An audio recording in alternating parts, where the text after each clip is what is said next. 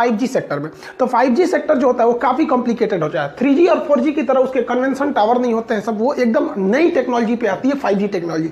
और 5G के instruments इतने महंगे होते हैं और वो टेक्नोलॉजी भारत में थी नहीं। याद कीजिए हम जून के महीने में भी बताए थे कि भारत सरकार को जियो को आगे करना चाहिए। हालांकि सरकार ने कुछ 2 कदम आगे ही बढ़ के PLI स्कीम के तहत और भी कंपनियों को इसमें आगे लेके चले आए लोग। अब इससे सबसे बड़ा फायदा क्या हुआ 5G कंपनी में जो टाइकून मानी जाती थी वो हुआवे कंपनी और ZTE कंपनी। हुआवे और ZTE कंपनी से पूरी दुनिया परेशान थी और इनके प्रोडक्ट इतने सस्ते और इतने एडवांस होते थे कि लोग आराम से इन्हें ले लेते थे। इनके आगे कोई कंपटीशन ही नहीं था। लेकिन जब से कोरोना आउटब्रेक हुआ उसके बाद चीनियों के प्रति लोगों का एक तो जो फेथ था वो कम हो गया और हुआवी कंपनी पे अमेरिका ने तो पूरी तरह बैन लगा दिया कि ये स्पाइंग कर रहे हैं, डाटा चुरा रहे हैं। और भारत ने जिस तरह से धड़ाधड़ ऐप्स को बंद कर रहा है, चीनी कंपनियों के माथे एकदम ठनक गया वहां पर। देखिए भारत तो चाहता था कि वो हुआवे और ZTE कंपनी को टक्कर दे, लेकिन भारत के सामने कोई ऑप्शन ही नहीं था। हाँ, नोकिया और इरेक्सन जैसी कंपनियां थी जो यूरोपीय कंपनी थी, वो लोग के भी प्रोडक्शन थे 5G के मामले में, लेकिन वो काफी कॉस्टली थे। लेकिन भारत सरकार के जो PLI स्कीम है इसने बहुत ज्यादा असर दिखाया और भारत की पहली ऐसी कंपनी नोकिया हो जाएगी। देखिए नोकिया भारत की कंपनी नहीं है, लेकिन नोकिया ने भारत में 5G जो भी इंस्ट्रूमेंट है उसका प्रोडक्शन चालू कर दिया नोकिया की कंपनी ने, और भारत से पहली बार में इसका निर्यात भी होने लगा यहाँ पर इस कंपनी ने। तो ये बहुत बेहतरीन काम किया भारत का ये PLI स्कीम। यहाँ पर नोकिया की जो भी प्रोडक्शन लाइन है वो तेज कर दी गई है। इसके अलावा अगर आप देखेंगे तो इस PLI स्कीम का फायदा उठाने के लिए सबसे आगे अगर निकल रहे हैं तो जियो कंपनी, और इसमें कोई दो राय नहीं है कि जियो कंपनी बहुत ही तेजी से इसमें इन्वेस्ट करने जा रही है। क्योंकि कोई भी चीज में ना सबसे जरूरी क्या होता है, पैसा कितना आप इन्वेस्ट करते हैं। जियो के पास, रिलायंस के पास पैसे की कमी नहीं है और दुनिया में साइंटिस्ट इंजीनियर ये लोग तो क्या है भैया, पैसे पे मिलते हैं लोग। भैया आप पैसा दीजिए कोई भी आ जाएगा यहाँ पे, तो चाइनीज से इंजीनियर खरीद के लेके आओ और ये ह्यूज मात्रा में इन्वेस्ट कर देंगे। क्यों? क्योंकि भैया जियो का एक सिद्धांत है, लास्ट आया लेकिन इतना फास्ट आता है जिसका कोई हद नहीं। 4G टेक्नोलॉजी में सबसे लास्ट में जियो आया था लेकिन सबसे फास्ट आया था। उसी तरह ये 5G में भी आने वाले हैं, लास्ट में आएंगे लेकिन इतना फास्ट आएगा कि धूम मचा के रख देगा। और इसकी टेक्नोलॉजी बहुत ही बेहतरीन होगी और बहुत ही सस्ती भी इसकी टेक्नोलॉजी रहेगी।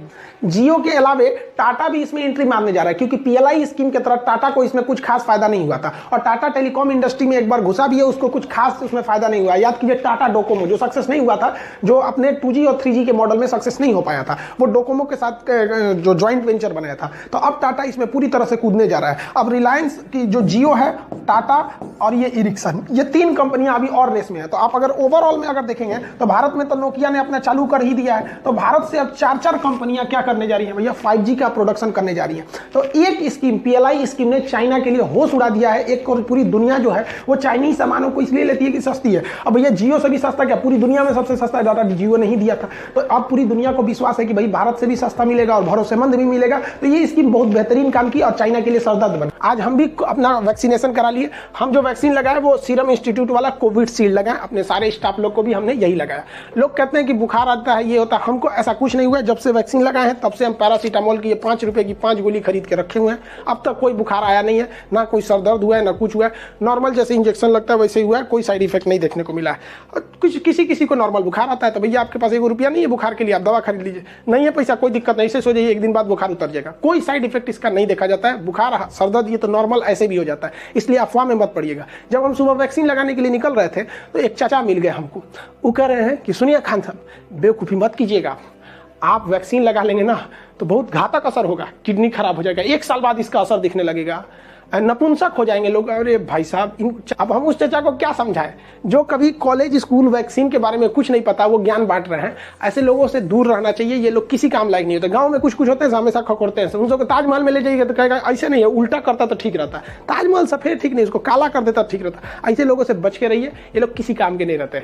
हर जगह ऐसे 2-4 को चाचा मिलते रहते हैं जो विरोध करते रहता है हर चीज का। वैज्ञानिक चाचा लोग से ज्यादा पढ़े लिखे रहते हैं। ऐसा नहीं है कि आपको कोई जान लेने के लिए ऐसा कुछ करेगा। और एक और अफवाह उड़ रहा है कि 5G का जो ट्रायल हो रहा है उसके वजह से जान चली जा रही है, एकदम अफवाह है भैया। 5G का ट्रायल महाराष्ट्र और दिल्ली के एरिया में, बहुत छोटे से एरिया में हुआ, वो भी कोविड से पहले हुआ था वो ट्रायल वगैरह, इससे कोई मतलब नहीं है। लेकिन पता है कि सरकार चिल्लाते रह जाए, यहाँ डॉक्टर चिल्लाते रह जाए कि वैक्सीन लीजिए वैक्सीन लीजिए, ये रातों रात नहीं बनता है। लेकिन 5G के ट्रायल की वजह से जान जा रही है, ये ऐसा नहीं है। जो नया वायरस आया है ना, डबल म्यूटेंट है, ये उससे ज्यादा खतरनाक है, इस वजह से ये ज्यादा सीरियस डाल रहा है। तो लोगों को लग रहा है कि इसके वजह से लोगों की जान जा रही है, ऐसा नहीं है। ये पहले वाला जो कोरोना था 7 दिन में फेफड़ों को जितना नुकसान करता था, ये कोरोना 2 दिन में ही उतना ही कर दे रहा है। इस वजह से ज्यादा खतरनाक है, मौका नहीं दे रहा है ये वाला कोरोना। इसको 5G से कोई लेना देना नहीं है। आप वैक्सीनेशन कराइए अगर आपकी जान प्यारी है तब।